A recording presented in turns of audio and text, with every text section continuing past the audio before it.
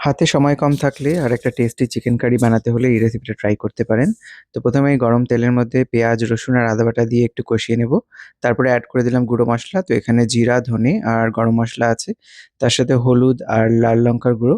এর সঙ্গে দিয়ে দিলাম টমেটো পেস্ট। টমেটো পেস্ট দিলে কালারটা খুব সুন্দর আসবে। বাট ফ্রেশ টমেটো থাকলে পরে মোটামুটি ৪ টা বড় সাইজের একটু ব্লেন্ড করে দিয়ে দিলেই হয়ে যাবে।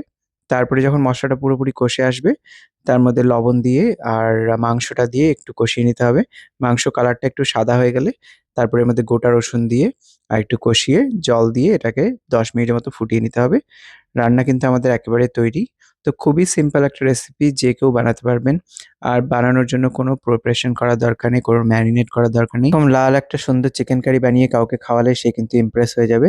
আর এটার মধ্যে স্টার অফ দ্য শো হলো এই রসুনটা।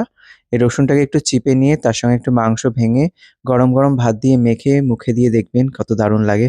রেসিপিটা সেভ করে রাখুন আর অবশ্যই একবার ট্রাই করবেন।